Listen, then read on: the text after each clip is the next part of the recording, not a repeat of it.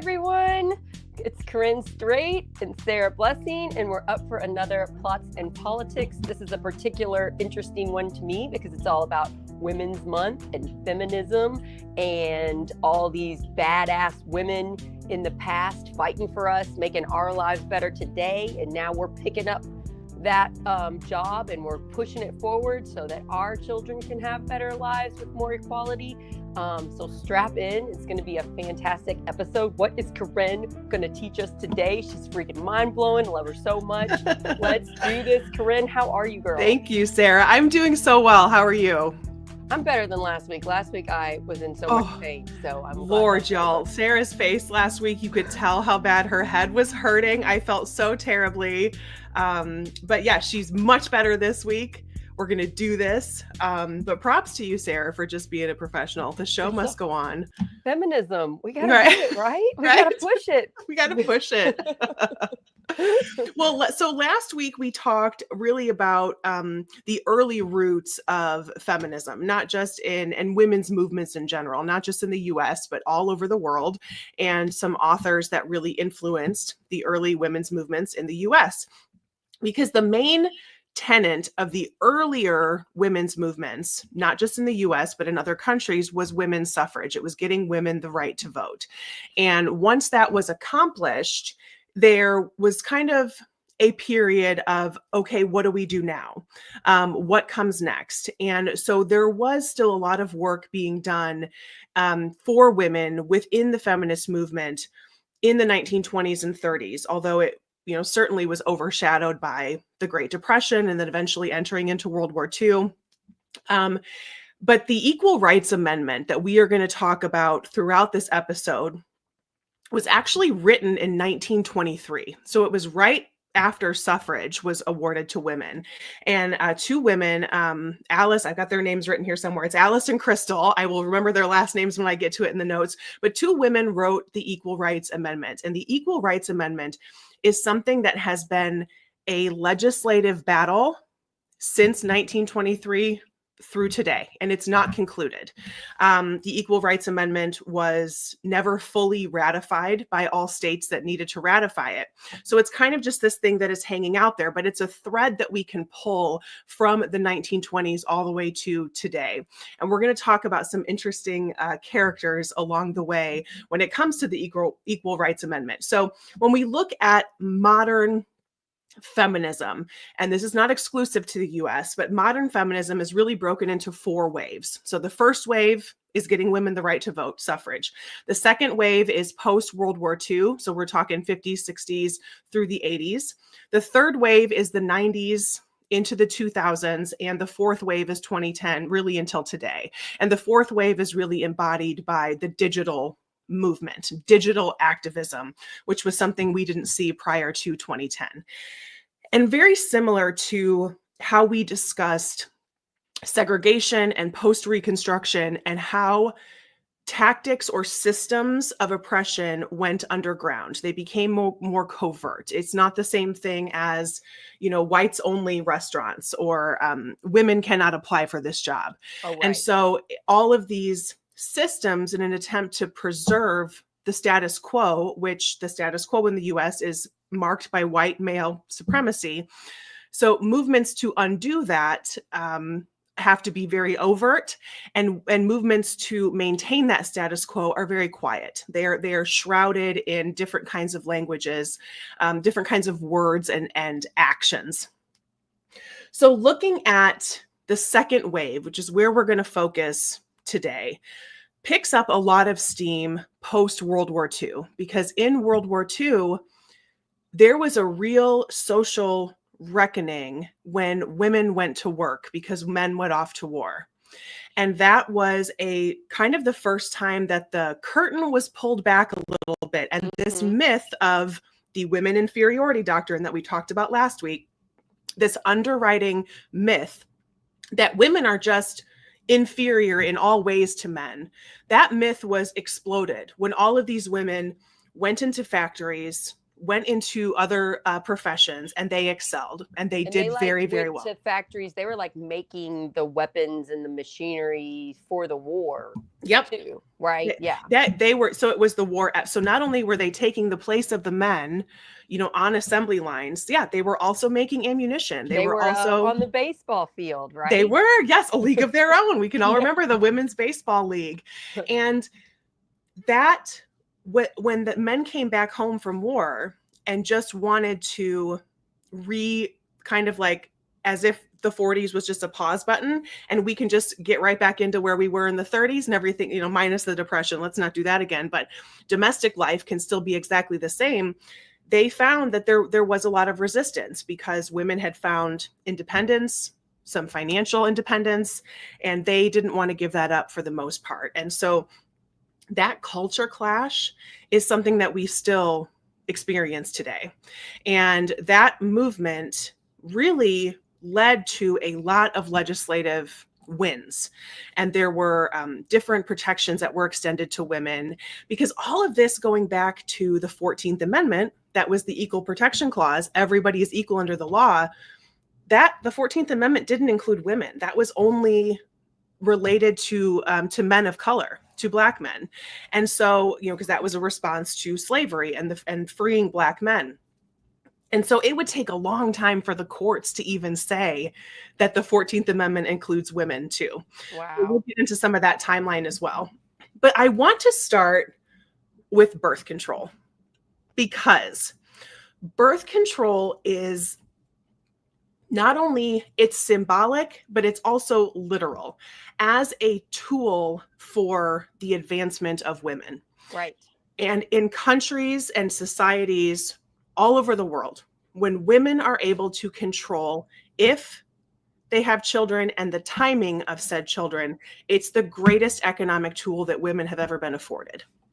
And so I wanted to go through the history of birth control, because I think it's fascinating. Yeah, I know a little bit. I definitely want to know more. Yes, so we'll go through it, and definitely not to the extent that I want to, but if anybody is curious, go check out The American Experience. So American Experience is a documentary series on PBS.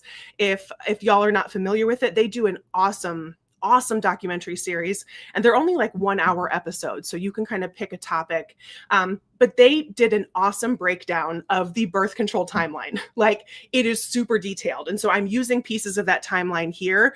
It's certainly not the whole thing. So go check out The American Experience, like birth control timeline. It's one of the biggest things that's happened to women for our freedom ever to happen in the world. And it happened very recently. Yeah. And I feel so fortunate that I was born when I was. And we had that. Yeah. Yeah, because you're not gonna like some of the experiments that were tried before of how we tried to stop the babies from being made. And it's also really interesting that not only is birth control new, but our understanding of how a baby is created is also fairly new. Right. So because of ultrasounds and stuff. Understanding just the sperm meeting egg, that's also fairly new. We really didn't know that. So I'll go through that timeline too. So birth control, or contraception in general, because sometimes when we say birth control, we think of just the pill. So contraception in general goes all the way back to Bible days. There are notes from Aristotle, which is so funny because we talked about Plato last week. We talked about Plato kind of advocating for a women's role in government. Then this week we're talking about Aristotle, because Aristotle has notes that shows that he was actually experimenting with spermicides. So he had some understanding of sperm being integral in this whole baby making process. So he was using, just materials, chemicals, substances that they were finding around to see if it would work as spermicide. This is one of my favorite phrases in the Bible. The book of Genesis talks about coitus interruptus, which just means the pull-out method in modern. I've been doing that for a while. Yes. But to call it coitus interruptus, I need everybody to try to use that in a sentence sometime in the next week. Like, if your kids come into the room, if you get sick, if whatever, there's coitus interruptus, and you got to use it in a sentence because it's so good to say. But that is, that kind of language of like, it should be natural. Your family planning should be natural. It should be brought by God, goes all the way back, because that Genesis is some Old Testament stuff.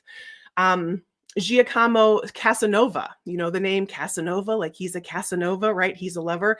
He wrote, because he was a prolific womanizer, he wrote about experimenting with different things to try to prevent pregnancy. And one of those things was a half of a lemon rind kind of as a cervical cap. So kind of like using a lemon as like a super primitive diaphragm. This is fascinating, Bill. Right? Could you imagine shoving a lemon? I mean, thank God I was born in 1980. Let's thank the Lords for that. So contraception just in general has been around a while. And even back during Aristotle's time, there was another Roman author who does have some writings that have survived that talks about encouraging abstinence during times of turmoil, war, famine, because they obviously understood the very basic connection that sex is going to lead to pregnancy. And so those are kind of the first rumblings of abstinence as a contraceptive tool, which we can see now in the Indiana State Legislature, because that's what many of our kids are taught in sex education. That was the main method I was shoved down in my religious upbringing, and it sort of traumatized me. I think we should dig into it one episode. We absolutely should. Yeah, you and I could get into some good. They made me read books and stuff about it to scare the ever living daylights out of me. Yep, it was either, I think it was an apple. There was an apple passed around in one of my health classes, and everybody took a bite of it. And by the time it got to somebody and they didn't want to take a bite anymore because everybody had taken a bite, like there was no clean place to take a bite, the teacher used that as the example of what it means to have sex before marriage. And I'm like, oh, this is, not understanding as an 8th grader or whatever, 9th grade, whatever I was, how incredibly messed up that was, to say that you're dirty or you're unclean or unwanted. So very interesting. So yeah, we could do a whole nother episode on that, Sarah. So even though there was a basic understanding that sex leads to reproduction, we didn't understand until 1827, scientists discovered the female egg. So the ovum, didn't know that there was an egg before 1827. And then 1843 is when they discovered that it's sperm meeting egg that creates a pregnancy.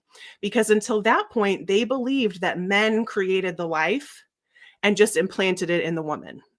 Oh, wow. Yeah. So they thought it was like 100% male DNA being passed. The woman's just the carrier. Just the carrier. Just the cage or whatever. Yes, just the house. And so... That is fascinating. So 1843. They told everybody that. It goes along with the sun went around us. Yes. It's like, a very narcissistic approach there to how, Makes That's sense. so interesting. Yeah. Not only does the sun go around us, but the men are like, the sun goes around me and I create all life. So yeah, very like inhibiting that godlike and not vision. All men are like this. No, we have to do hashtag not all men. We know it. Yes. The ones in charge do this stuff. Yeah. And again, everybody. And it goes back to who's writing the story. Right? Who's telling the story? When you have hundreds and hundreds and hundreds of years of men being the only ones who are allowed to write and learn how to read and get an education, they're the only ones telling the story. So it's going to be their vision until we start pulling some other voices in here. So 1843, they figured out, it's egg and sperm together. In 1890 is the discovery of hormones.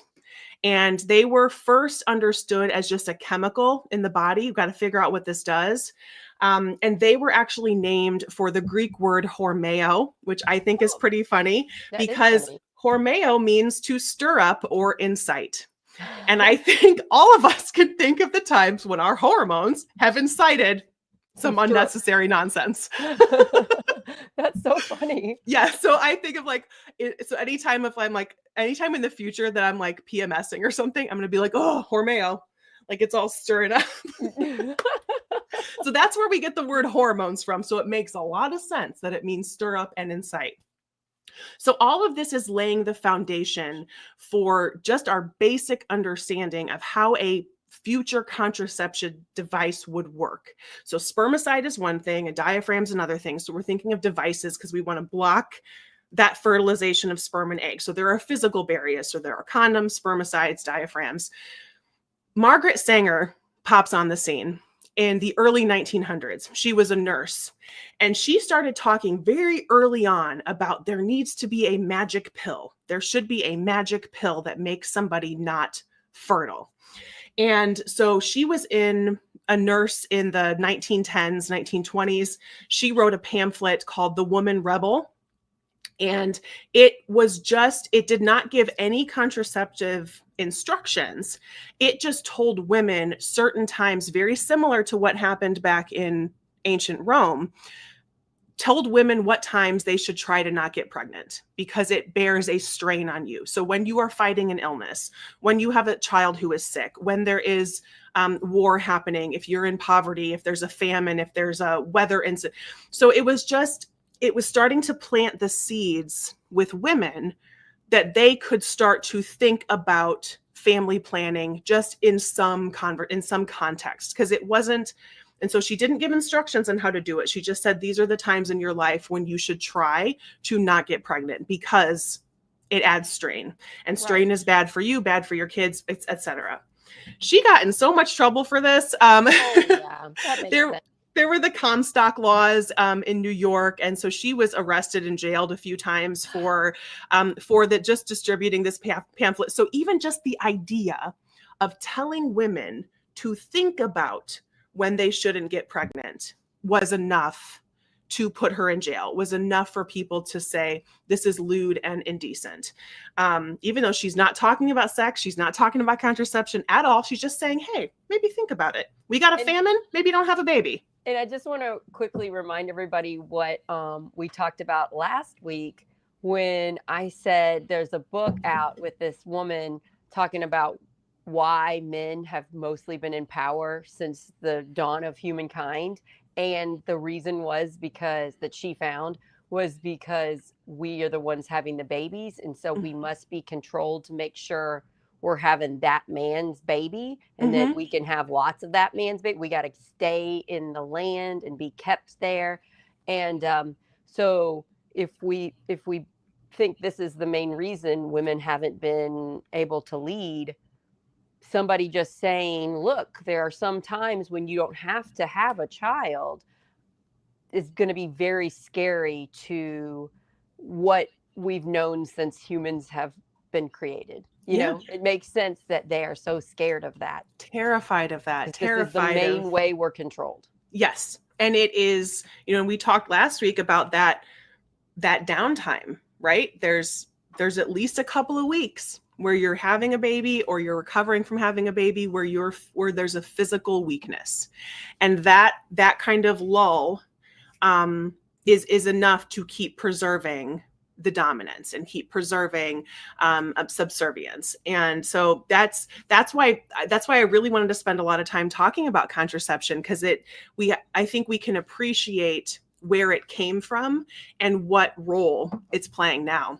And now that it's a little less than half the states in the country do not have reproductive healthcare rights, we're getting very educated on birth control. Yep. I know a lot of parents who have children going off to college and stuff, and they tell me, they're like, well, I'm doing this. We're getting this for her and this. We're doubling up. It's always two methods now. Two methods. Yeah. So, and I love that those conversations are happening. I don't remember when I don't remember when I did this. But my son was in a long-term, my oldest son was in a long-term relationship for a long time. My youngest was kind of dating a little bit. And I just bought a box of condoms and just put it up in their bathroom. And so it's there, it's there, and it's something that they know. And I check every once in a while. The box has not been opened. But let's remove some of the barriers. Let's talk about this. And to think that it's so taboo to have those conversations, the same way that it was taboo for Margaret Sanger to even suggest that you could think about timing your pregnancies, we're 100 years out, and it's still these are conversations that are still taboo. And so anytime that somebody asks me I will ask my teenagers, hey, we haven't sex yet. Are we let's bring it out. Let's talk about it. And make it accessible. My kid is not in a relationship, and I have to say I'm happy about that for right now. He's just a 9th grader, but I am very open and honest about the facts. Yeah. I'm not going to lie to you. I don't want to scare you. I want you to be well informed. I had the scare tactic done to me. I'm not doing that. I'm making sure he's informed. He knows what consent is. And you just say it to him, and you just don't be embarrassed. You just say it. Don't be embarrassed. You don't have to look at them. You can go on a walk and have them lead or whatever. You don't have to look at them. I look them right in the eye, and I'm like, vagina. And if they get uncomfortable, I'm like, then you ain't ready to have sex if I just said vagina and you don't like it. You can do Corinne's method. Either one works. Either one works, right? It's a more blunt approach, but so it is, I like thinking of that, of like, oh, people are still afraid to have the sex talk. I'm like, Margaret Sanger got in prison for trying to have the sex talk. Like, we got to be better, people. We got to be better. I can really do an episode about this, because I am a former 5th grade teacher, and I taught sex ed for a long time. Oh my God. Okay, girl. Okay. Tangent for just a second. I'm so sorry. So I was a substitute teacher, for a long time. I loved subbing, and I substituted in a 4th grade class the day that they watched, remember the girls video and the boys video, where all the boys go to one classroom, so it's not the sex video, it's the puberty video. This is what happens to your body as you get older. And so I am a substitute teacher in a classroom with 3 different classes put together of girls. And thankfully their home teachers were there with them too. So it wasn't just them with a stranger. But halfway through the video, this girl just burst out crying, just sobbing hysterically. And we had the nurse come down and talk with her. And eventually we learned that she was learning for the first time in this video that she had a vagina. She was learning for the first time that there were 3 holes. And that fear in her face, I will never forget how she looked, the pure terror. And I think of like, I'm a mother of boys, but I have had nieces that I've been around since they were babies, and children of friends of mine. They've always known they have a vagina. They've always known it. Like, they know they have an elbow. Like, they know. It was so sad to me. But I will give, because that is an area where parents, can opt out and say, I don't want my kid to watch this video. They didn't opt out. Yeah, so her parents didn't opt out. And if that's the way that they wanted her to find, and maybe they just, because I also think no idea. As a parent, you just kind of assume, well, they know. And she didn't know. And so I'll never forget that. So we need to do a whole episode on this. Because we can help parents, because especially in red states where they are taking away rights from public education so that you can't be truthful about what's going on. Parents are going to need to take a more active role in educating our kids. So I did it with my kid, and I'm going to do that with my younger ones. And it is scary. And what do you say? And we have had crazy propaganda stuff happened to us when we were growing up. We don't want to do it that way. No. So let's do an episode on how do you teach your kids sex education? How do you teach them consent? Like consent. Yeah, let's do that. Yeah. Oh, I can't wait. We're going to do that for an upcoming episode. So going back to Margaret Sanger. So this is in the 1910s. And Margaret Sanger, I wanted to bump on her for just a second, because she is somewhat of a controversial figure. She ultimately went on to found what was called, it was like the American Birth Control Federation. It eventually was renamed as Planned Parenthood. And so, because that was their message, is you should get to plan when you become a parent. So they adopted the name of Planned Parenthood to be bigger than just a birth control message. Oh, something tells me people still have a little bit of trouble with Planned Parenthood. I don't know. Just throwing that out there. It's just a hunch. You might just have a hunch. People might have problems with this. I don't know why. Can't put my finger on it. So Margaret Sanger does have records and writings where she subscribes to the theory of eugenics. And eugenics is the bunk science, really. A theory of you're going to want to breed fake science. Okay. Pseudoscience. You're going to want to breed out your worst characteristics, and only the best of the best should be procreating with each other. This leads to a lot of racism, a lot of this was big with World War II and Hitler and what the that was experiments they were doing, right? Absolutely. And so it was kind of all came together because it was impetus behind the attempted extermination of Jews by Nazi Germany. Right. This idea that it was an inferior. Yeah. They're not. Yeah. Terrible. And so where this really kind of popped up again, I believe it was during the 2012 presidential election.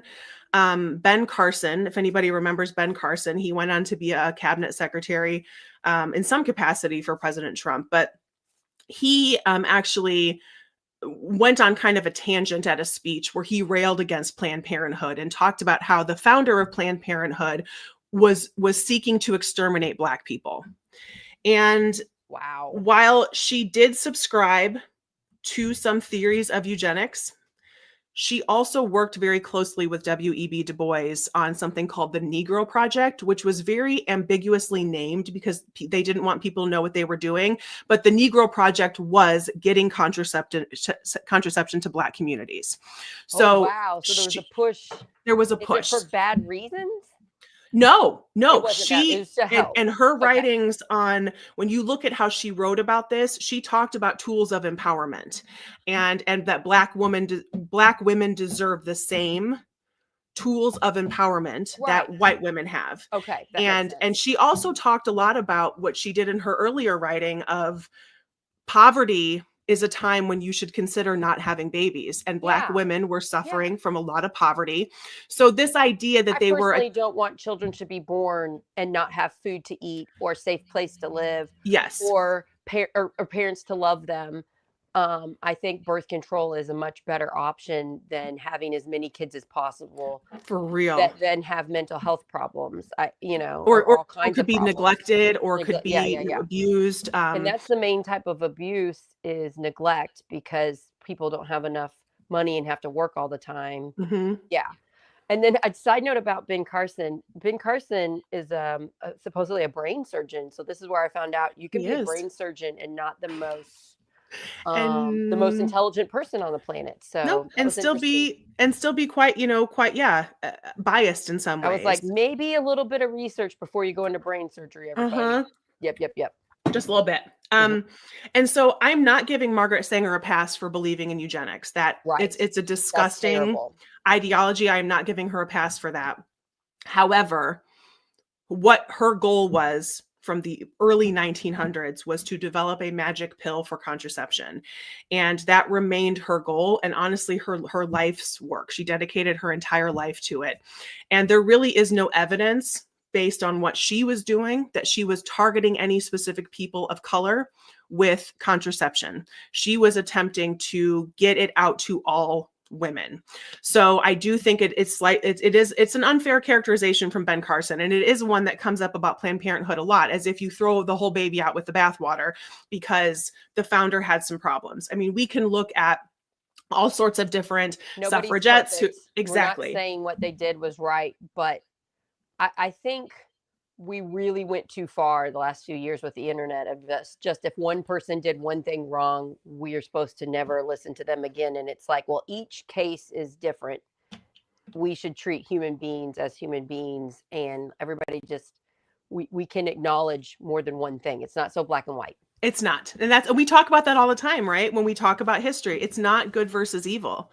This is, and everybody wants their US versus the Nazis. They want their, black and white comic book versions of things. And if Margaret Sanger believed in the theory of eugenics in the 1920s and 30s, therefore we should throw out the entire contraceptive movement and the entire history of Planned Parenthood, which we just can't do. So we can have both. We can have both. And we're smart enough to handle it. 100%. And in 1917, I want to highlight this woman too, because her name is largely forgotten. And I remember learning about her probably when I was in college at some point, but I honestly had completely forgotten about her until I started doing research on this. So in 1917, Margaret Sanger meets the woman that really would be responsible for all of the money behind the development of what would become the birth control pill. And her name is Catherine McCormick. And she was one of the first women to graduate from MIT with a degree in science. So she was a biologist, she was a scientist. I bet that wasn't easy getting into there No. doing that. I bet she had to fight so hard. She sure did. And when she graduated, she actually decided to not even use her degree, and she just got married. And she married a super rich dude. And he is, it's the International, I think it's International Harvest. It's the brand of like agricultural equipment. If you've ever seen a tractor with the word international on it, they make tractors, they make trucks. So yeah, crazy, crazy wealthy. And she got interested in contraception because her husband was diagnosed with schizophrenia. And she, of course, this is very early days. She just thought, okay, this is probably genetic. I'm not going to have kids. We're not going to pass this on to kids. So they didn't have, so that was where she got introduced into contraception. I'm making a choice. How can I stop from getting pregnant? Because I don't want to pass this on to my kids. So that becomes her lifelong quest. And I'm going to jump around just a little bit here, but bumping up or skipping forward a bit to 1947, that's when her husband died. And that is when she got control of his entire fortune. And so all between the 1920s, she was allowed to do that because not too much in the past. She got it all. Wouldn't have got a penny. It would have gone to some other male. Exactly. Nope. She got it all. And she and Margaret Sanger then worked together. So that was really when the gasoline was poured on the fire, because Margaret Sanger realized, oh, all I need is money. I can get this research done. Because during the 1920s, 30s, 40s, there were people who were looking into progesterone. So the inciting hormones, right? Us women have our hormones, progesterone and estrogen. And progesterone is key to creating a successfully fertilized egg and a successful pregnancy. So they figured out that if you block progesterone, you block ovulation. And so this was the very, very beginnings of understanding the role that progesterone plays. Now, these were only in animal studies because they were not able to study people. So they actually did something that I think is pretty controversial. They went to Puerto Rico and decided to experiment on people in Puerto Rico. And so we do see that a lot. I know the impetus was they had to get off of US soil because they could not conduct a trial that they needed to on US soil. But it is kind of, there is such a nasty history of using people of color or immigrants or indigenous Americans as guinea pigs for trials like this. So there is kind of a darkness there.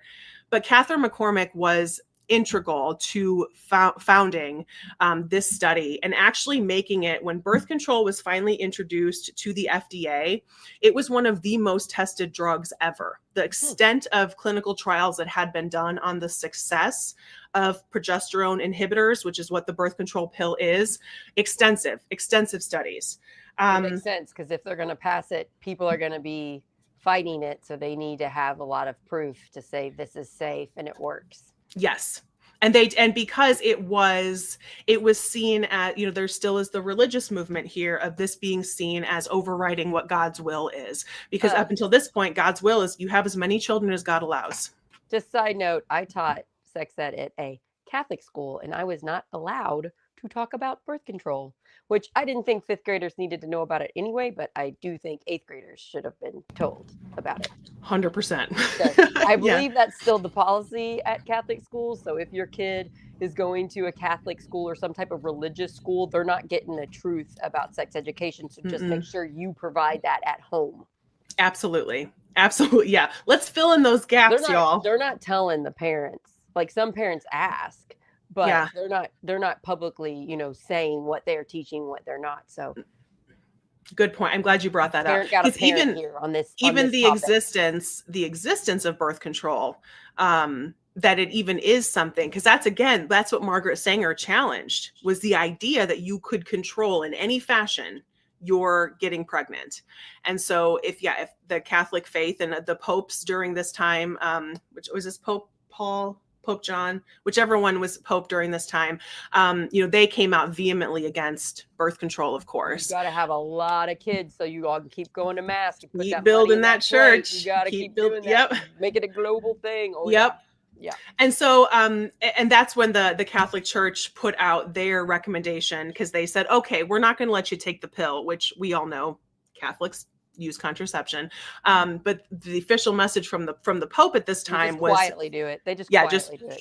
But rhythm method, so natural family planning. So again, you see them, and you see the Catholic families with the 6, 7, 8, 9, 10 kids, but most of them are not doing that. And you also see the Catholic families with 2 kids or 1, and you're like, contraception. But it is interesting, because we saw in the Indiana legislature this year that NFP, natural family planning, was introduced as a form of birth control. And thankfully the legislation didn't pass, but it was an attempt to add NFP to the definition of birth control in Indiana. And I did a couple of videos on it, and there were so many people that commented, like, I work in women's health, and do you know what we call people who use NFP? We call them parents, because it doesn't work. And I'm like, yeah, it doesn't work. So this research, so Gregory Pincus is actually the biologist and researcher who decided to take progesterone to Puerto Rico and do some clinical trials. So thankfully it was successful. And in 1957, the FDA officially approved progesterone. It was called Envoid at the time. And they approved progesterone for use for menstrual disorders. So, irregular cycles, heavy bleeding, things like that, because they knew that they could not introduce it as a contraception, but they knew that would be the off-label use for it. So all of a sudden, and when you look at data from this time period in the 1950s and 60s, all of us women, we got some menstrual issues going on because we need to get Envoid. So everybody is having irregular bleeding, terrible periods, because you have to go tell your doctor that so you can get Envoid. You can't say, I want to prevent pregnancy.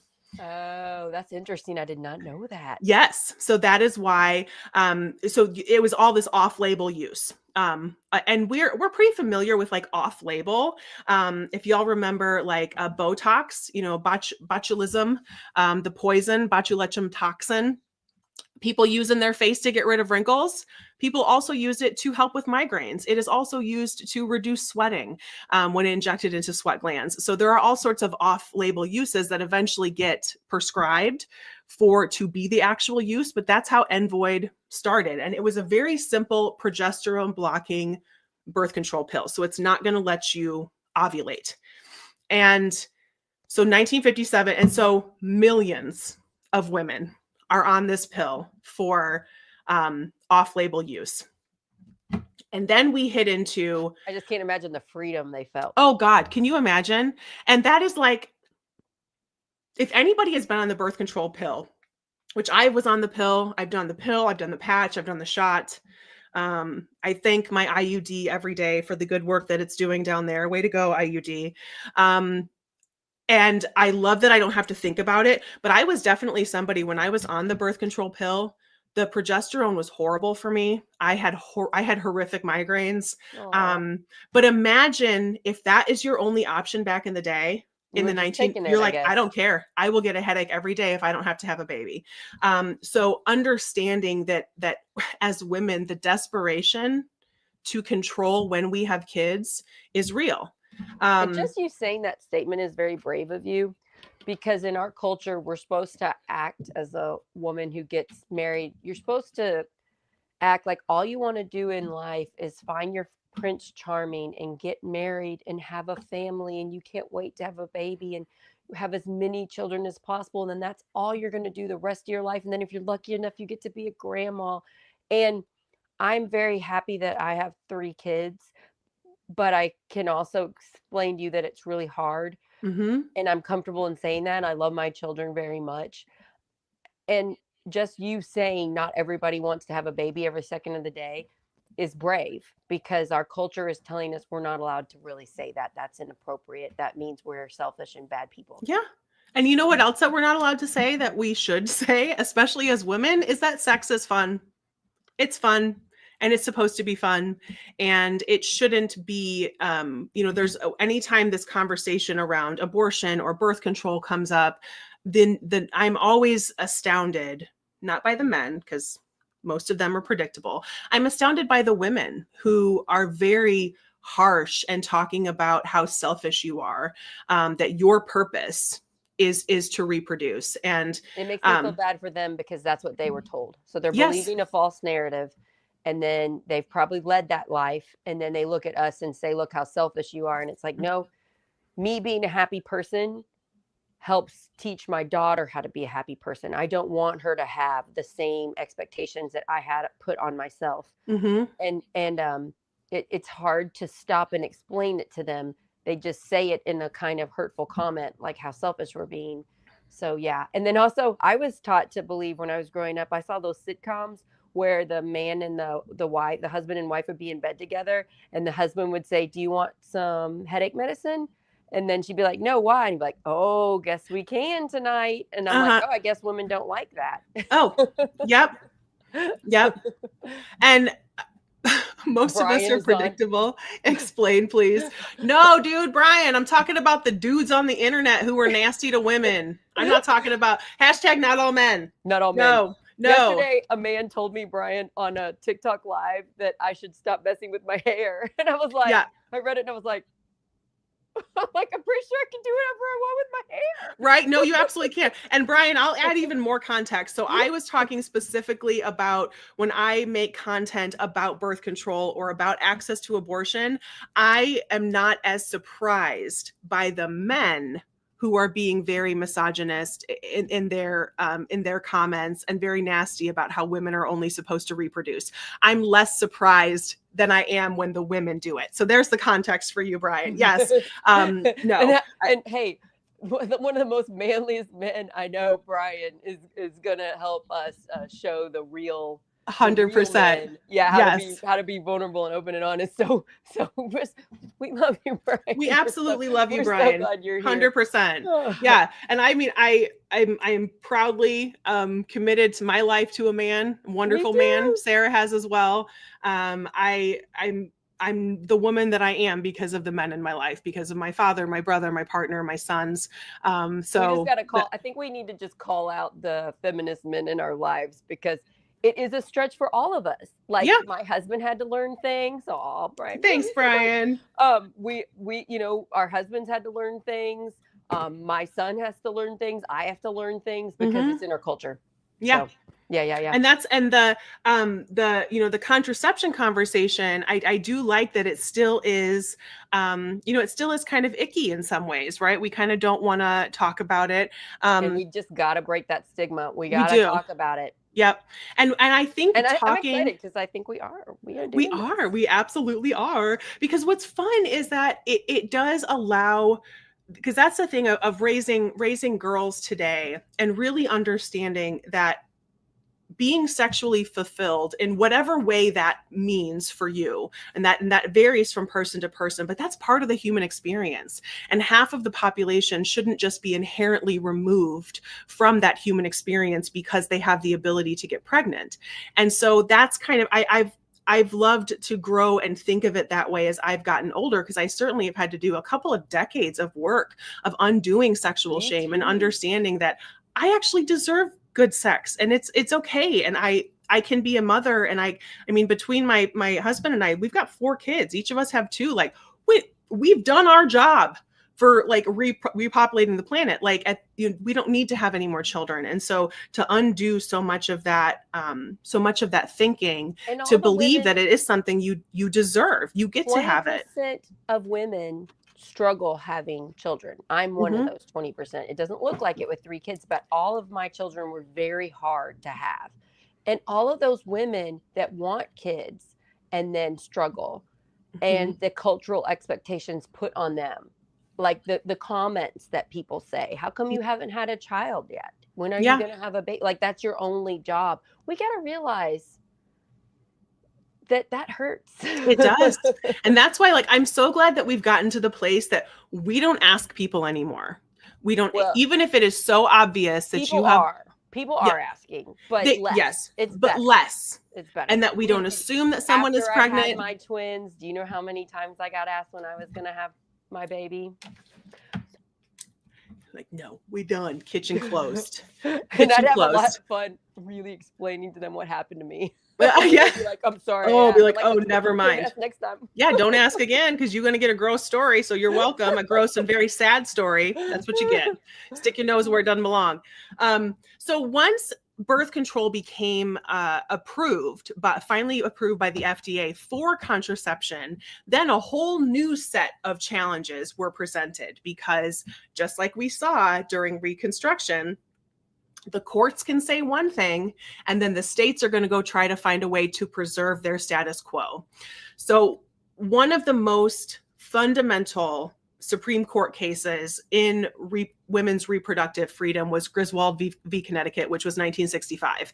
And that was the case that established married people have the right to privacy. So this is the right to privacy. So married people should have the right to receive contraception in the privacy of their doctor's office. So they don't have to have the fake excuse. They can say they don't want to have any more children or don't want to have children. Exactly. And they sued the state of Connecticut because it was state law in Connecticut that contraception could not be prescribed.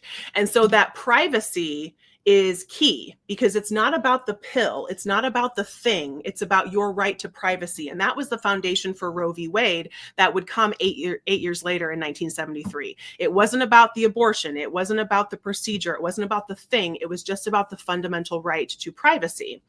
And so 1965, married couples got the right to birth control. Single women got the right to birth control in 1972. And that was based on the 14th Amendment. So this is equal protection under the law. This is when women are recognized as being part of the 14th Amendment.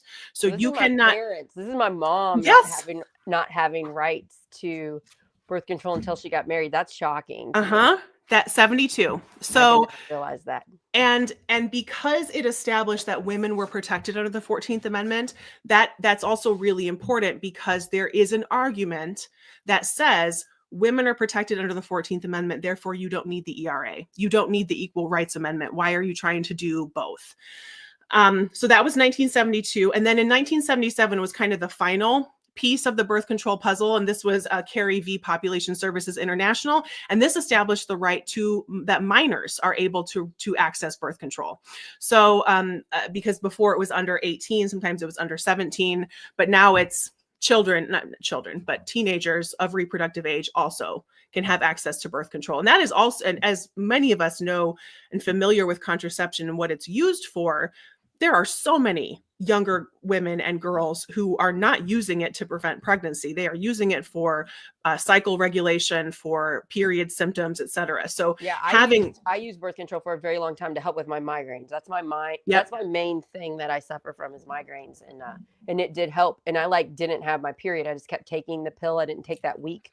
Yes. And it was so wonderful not having my period for a few years. I missed that. I know. I don't have. I'm going to knock on wood here. I don't have a period on my IUD, and I don't know why. I just don't. And I know that's not the same for everybody, but I was taking too many Advil. I had to stop taking Advil because I was hurting my body. Because that'll do a number on your liver. Yeah. I had to stop because it was starting to hurt my liver. Yeah. Yeah. But it's a shout out to my amazing husband. He makes me a tea with a bunch of ingredients that help for pain and inflammation. Oh, nice. And that works. It's not exactly the same as Advil, but it helps. And I just think that's really sweet that he researched and did that for me. And even a heating pad too, a heating pad and an amazing cup of tea. But now you can tell Chris, you can be like, I'm sorry, my hormones are inciting something inside of me. Now you can tell him the root word of that, which is fun. Yeah, I like that. So all of this, I really wanted to make sure that we broke down birth control because the access to birth control really sprung. It gave birth. It gave birth to two very competing ideas. It's really the final victory of access to birth control that makes this staunch divide between the feminists and the real women. And this fight we are still going to see to this day. Oh, yeah. And I want to tell you about the ERA and Phyllis Schlafly. So the Equal Rights Amendment, as I mentioned in the beginning, was written in 1923. And I finally got to their names here. So Alice Paul and Crystal Eastman, because they recognized that, okay, we got the right to vote. It's not enough. There were still so many issues where violence within a marriage against a woman was not considered a crime. Women were not allowed to have their own bank accounts. They could be held financially prisoner. You couldn't get divorced very easily. You could not get divorced. You could not own property. You could not inherit property. And there are so many horrible stories of women, who have 2 or 3 daughters and the husband dies. And they don't have anybody to inherit their stuff. And so they would either get married really quickly to anybody they could find, or it would revert to their fathers or their brothers. Wow. And just imagine the freaking nightmare that would be, because women had no right to probate the estate of their husband in court. They couldn't fight for that. Women weren't serving on juries. They weren't. So there was just a recognition that, okay, the vote, step one, we got education, we got the vote. Now we got to do more. The ERA, written in 1923, it would not be passed by Congress until 1972. And that was after it was introduced over and over and over again. Now, the ERA is not just a piece of legislation. It's an amendment. It's a constitutional amendment. It's an attempt to put in the Constitution that regardless of sex, gender, everybody's equal. And because that's not explicitly stated in the Equal Rights Amendment, that is the importance, or I'm sorry, in the 14th Amendment, that's the importance of doing the ERA, because there is legal debate that this amendment is not actually necessary. But it was passed in 1972. And because it's an amendment, we have to ratify an amendment. So we'll do a little like a Schoolhouse Rock, like how does something become a law? How does an amendment get ratified? And so I always remember 2/3, 3/4. Like I remember the fractions. So to ratify a constitutional amendment, 2/3 of Congress has to pass it, and then 3/4 of the states have to ratify it. So 2/3, 3/4. And so that happens over the period of several years. So when an amendment is passed by Congress, so it's not just a simple majority, it has to be 2/3. Then they set a deadline of, okay, the states have this many years to ratify this amendment. So we saw this in our Reconstruction episodes, ratifying the 13th, the 14th, the 15th amendments. Of course, women getting the right to vote with the 19th Amendment that had to be ratified by the states. So the ERA was passed by Congress, and then it went out to the states and okay, states, get this done. Now we enter Phyllis Schlafly. And Phyllis, I've had a long-standing, I'm going to say admiration of Phyllis Schlafly, even though when you start to learn about her, you are going to say, Corinne, what the hell are you talking about? Because this woman is a nightmare. She's a nightmare, but I got to say, she is fascinating. And I can understand how women become nightmares, because you're not listened to so much. After you're gaslit so many times, you're the problem, you eventually go a little crazy. I can understand that. I want to show you really quick. Hold on. Hold on. I have to Google something. I'm sorry. That's okay. I'm sorry. I've never heard of this person before. Yeah, because I want to show you this because I think it's really, really important. Also, I did not know the ratify thing, so you taught me that. Thank you. See, there you go. Yeah. Okay, so now you'll remember, right? Because I do a lot of mnemonic devices to remember 2/3, 2/3, 3/4, and so it's Congress and then states. So I want to show you this photo because this is who I think of when I picture Phyllis Schlafly. Okay. So this is Phyllis. That's her. Okay. And I've got a glare on my phone, but this is Phyllis. We can see it. In 1977. Okay. And she has her trademark Stop ERA button on her jacket. And this is Phyllis in 2013 speaking in front of CPAC, which is the Conservative Public Action Committee. Oh, wow. Phyllis Schlafly, as much as we want to remember her as this, went on to be the reason we have the disconnect right now between women and men and women's equality issues. Huh. Phyllis Schlafly, until the day she died, did not believe that marital rape is real, did not believe that violence in a marriage is real, did not believe in divorce, believed vehemently and publicly that women are to make babies and be homemakers, period. And what's really interesting about Phyllis is that she was an attorney. She was a conservative activist. She was a researcher. She was a career woman. So she was allowed to have her own life as a person, but all other women are not. Yes. And Phyllis was a shit starter. She was very proud of the way that she would introduce herself in speeches. She would get up on stage and she would say something like, I just want to thank my husband for giving me permission to be here tonight. And I only say that because it makes the liberal women mad.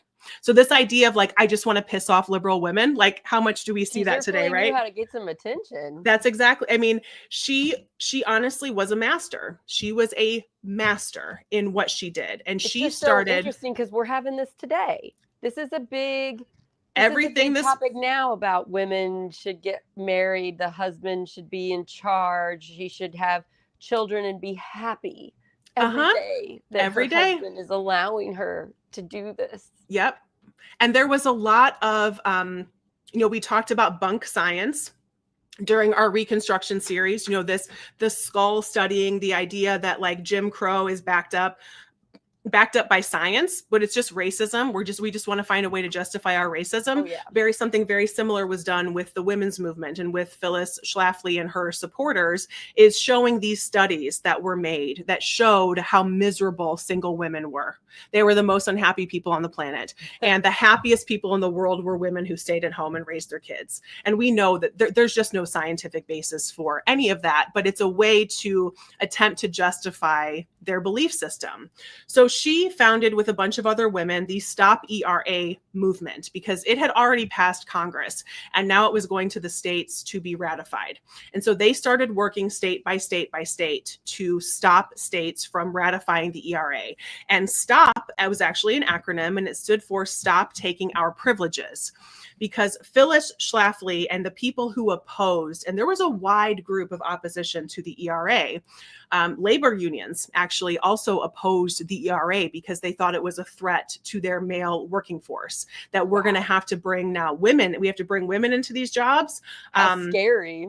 How scary. And so Phyllis was very masterful in how she laid this out. And the draft, so having to register for selective service, became their biggest talking point, is you cannot allow the ERA to be passed because your daughter is going to be drafted to war. And look at what just happened. We're coming out of the Vietnam War. Look at what happened in Vietnam. You want your daughter to be over there. And so this idea that the ERA was taking away privileges from women, taking away and she called this the right to the privilege of being a dependent wife and being protected from the draft. So your privilege as a middle-class woman who gets to stay at home because your husband works, they're trying to take that away from you. And even though that was absolutely not true, we still see that play out today. Feminists are still painted as women who hate stay-at-home moms, women who want to do what each person wants to do. Mm-hmm. Like that's just basic humanity. Yeah. I want anybody in this world to get to do what they want. If they want to get married and they want their husband to work and they stay at home and they have as many kids as they want, if they want that, yay for you. If they don't want that, yay for you. Yeah. Do what you want.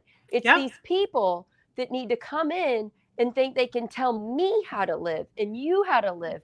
And anybody else, it's like, wait a minute. You go do you, I'll go do me, and let's just support that. I don't understand why it's so hard. We need all kinds. It takes all kinds of people to make a richer society, and that's That's to the benefit of everybody. If It just everyone seems has so a little bit of fear-driven. autonomy, it is. They see you, Corinne. I know people see you and are scared of you because you're a strong, badass woman. Me too. They see me and they fear me, and then their first reaction is shut it down. Yeah. Shut down her Shut it voice, down. shut down her power, and it's a time we shine a light on them. They're trying to shut us down. Why? Mm-hmm. Why are they trying to shut us down? Let's shine a light back on you, because guess what? I'm not the problem. You're not the problem. Yeah. Yeah. I wonder what, and it's cropping up today. And so I see it on social media a lot where there's a female influencer who is like, oh, look, I'm wearing a dress. Must piss off the feminists. Oh, look, I just made dinner. Must piss off the feminists. And we're like, no, but that comes directly from Phyllis Schlafly. That was her MO. And that idea that feminists hate women, we hate mothers, we hate children, we hate babies. All of that comes from Phyllis Schlafly. And she called things like the gender pay gap, so showing that men are making more money than women. Nope, that was a total lie to her. We also see that in politics today, that people believe that is a lie. She said it's deceitful propaganda. It was created by feminists in an effort to destroy motherhood. So this idea that they're coming after your way of life, think about how this was presented during the Civil War. They're coming for your way of life. Your way of life is slavery. They're coming for your way of life. Your way of life is staying at home and raising your kids. You better fight for it and make sure that nobody can take it away from you. They were they were very successful. And they did things like they baked for state legislators and would go to their offices. They would make jars of jam and they would say, please help us get out of this congressional jam that we're in. And so it was very much like, we're presenting ourselves to you with all these baked goods because look at what the feminists are trying to take away from all of us. They're trying to take away us housewives. So it's such a stupid thing, but it worked. It worked. Brian Zimmerman told me this, I guess, a week ago. He said the easiest way to control people is through fear. Yep. And it's done all the time. We talk about fear controlling people every single episode that you do on this show. And we are having it now. We're just repeating history over and over again. We just have better technology.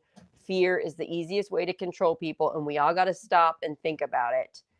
There's a lot of fear and hate with that word feminist. Why? And we got to just go scratch just a little bit under the surface. Also, I got to say the right or the left can be nicer. Sometimes we're so scary because we're so mad and hurt. So we look like bullies. That's a problem too. We need to try to have empathy, which is hard when you feel hurt. So I understand both sides a little bit, and it's a complex problem we must improve on if we want to unite our communities. Yeah, we have to keep going back to all of us are better when all of us are there. All of us, and we're all better if we're happier. Yes. If we're living our best life, our families, whoever we're living with, is going to do better. The community is going to do better.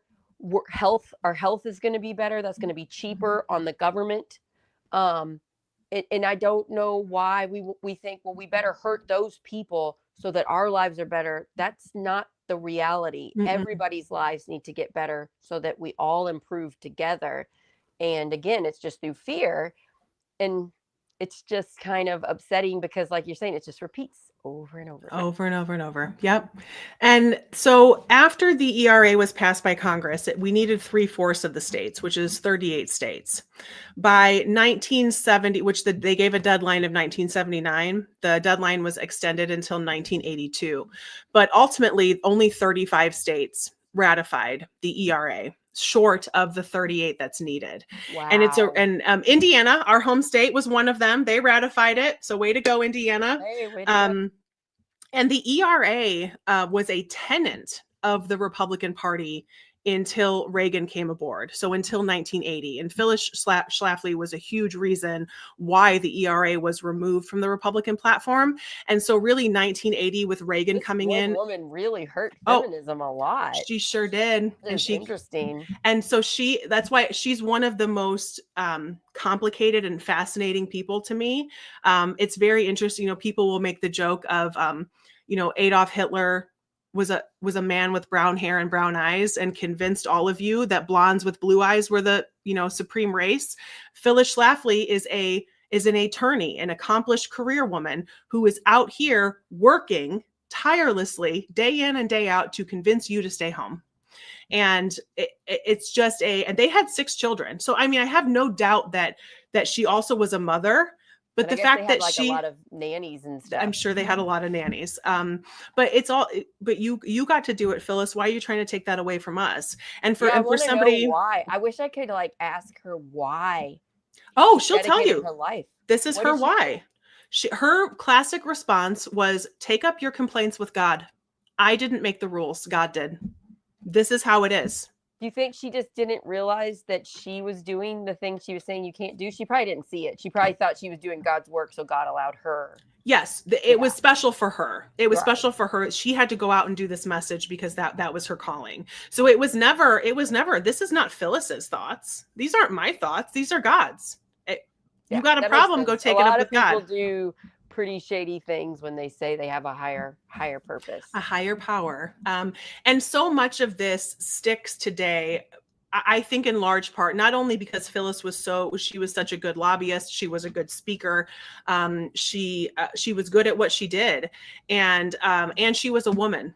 And so I think for the number of men who have adopted this belief that we should be staying home and this, this advancement of women is so dangerous and threatening society, it's more palatable because it came from a woman in large part. It came from somebody like Phyllis.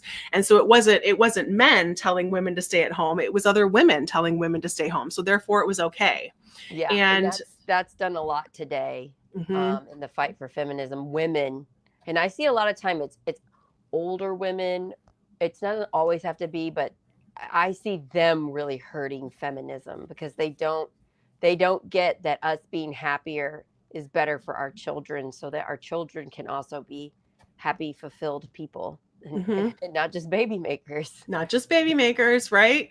And so Phyllis Schlafly, so she was very influential in the Reagan administration, and she is the impetus for the modern anti-feminism movement. I did not know this, girl. Yeah. And so there are some pretty insane social media influencers who are very anti-feminist, who are very pro repealing the 19th Amendment. That comes up a lot.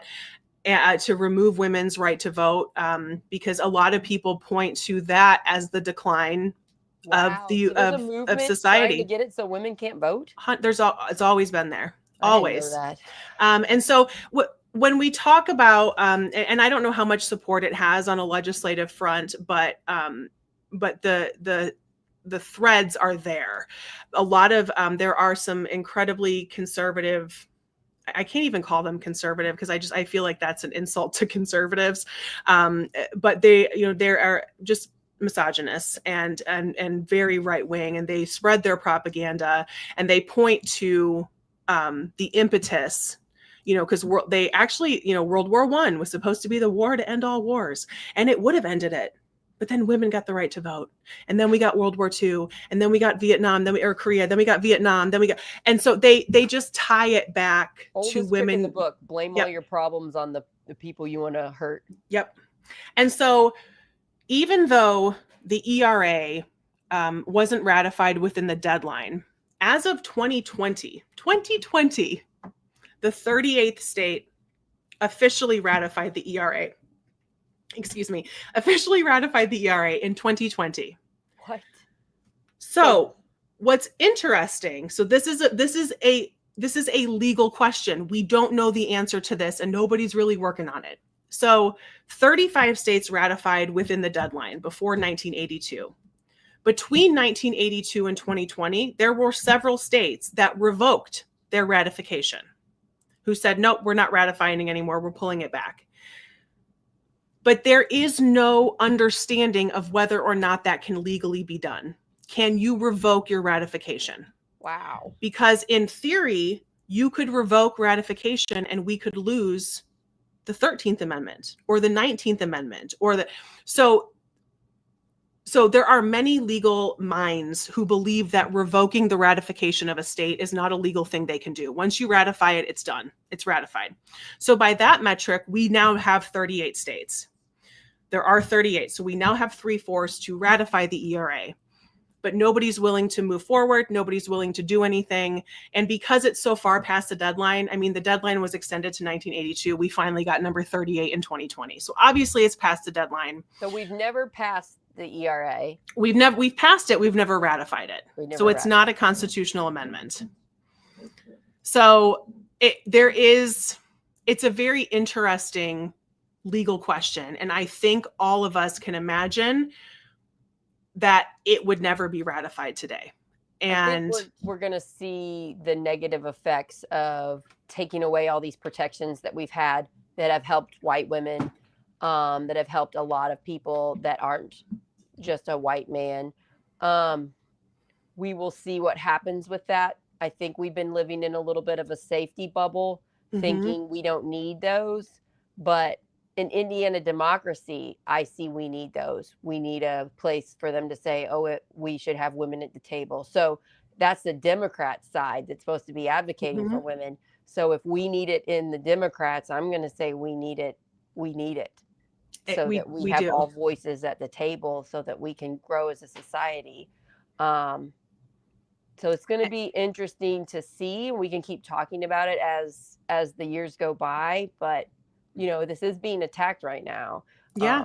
And protections for people. It absolutely is. And what we saw, 1973 was when, women received the right to abortion around the country. That has been repealed and taken away.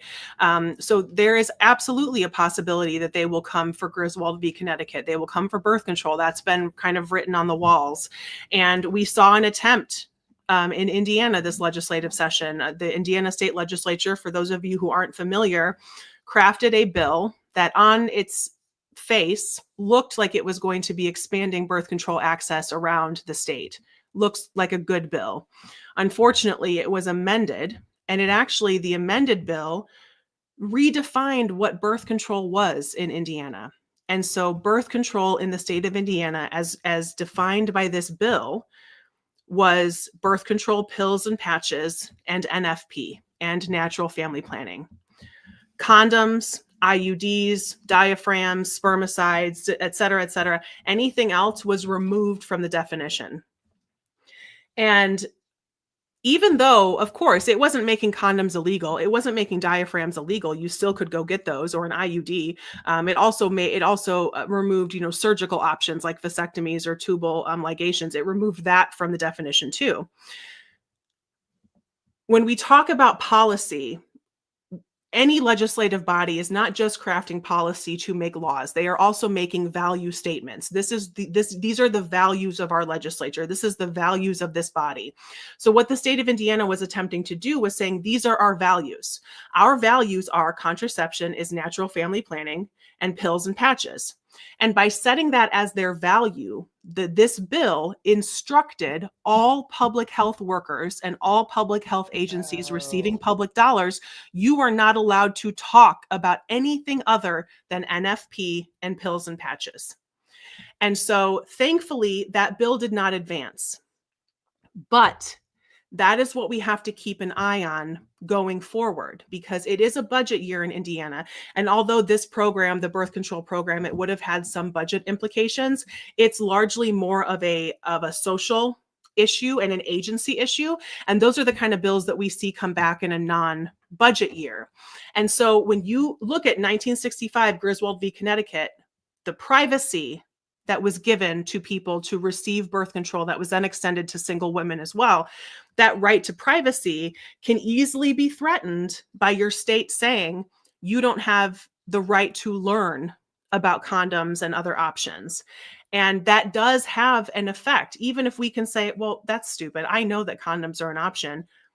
Maybe a 15-year-old doesn't.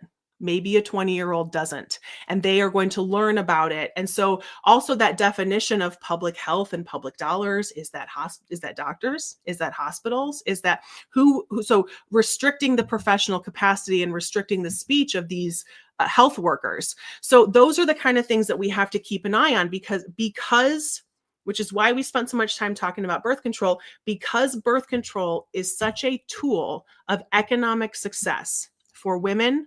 It is always going to be a threat to the status quo. It is always going to be a threat to the Christian identity of the role of women that is permissive. A woman is you get her married and pregnant. Yep. And that doesn't mean you shouldn't do that and have a great life, but that shouldn't be your only option. We should be allowed to be human beings. Humans, complete humans. And so I'll end with reminding all of you that dear Phyllis Schlafly, as much as we want to picture her in a black and white photo back in the day, this woman passed away in 2016. And one of the very last things that she did was she co-authored a book called The Conservative Argument for Trump. And that book came out 4 days after she died.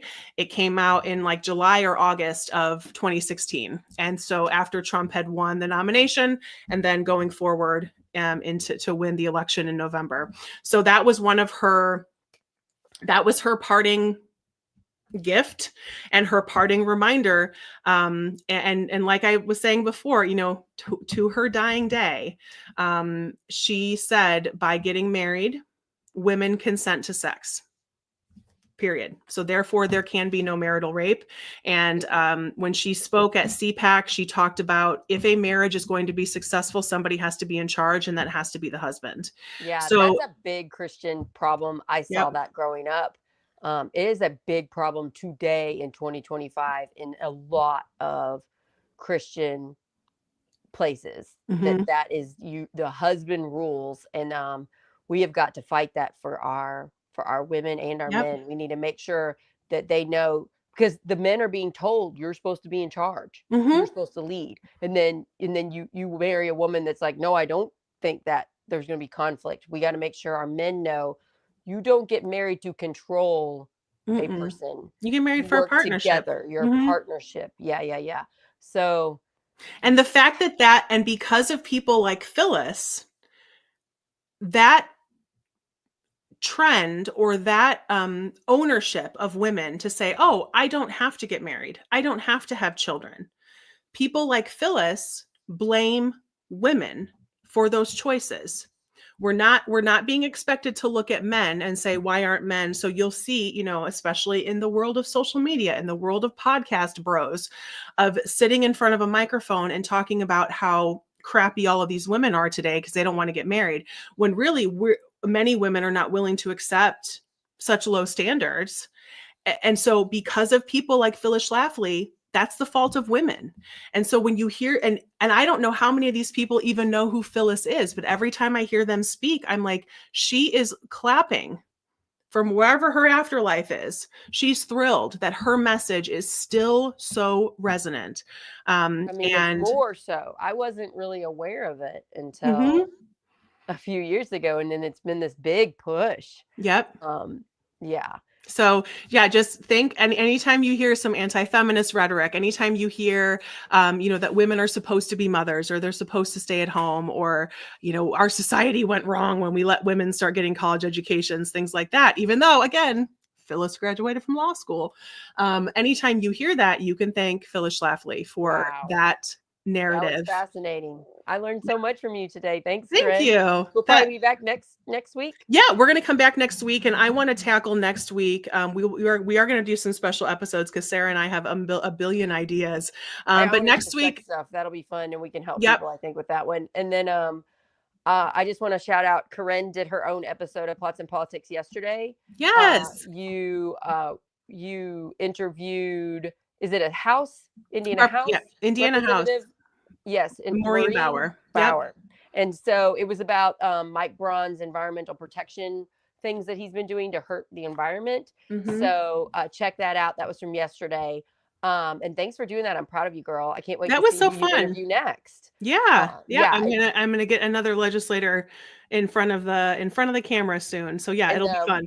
we are growing. We're getting more views. More people are following us. More people are asking us to be on our shows. And so if you've reached out and I haven't got back to you, we will try. There's just not many of us, but we want to have as many people on as we can.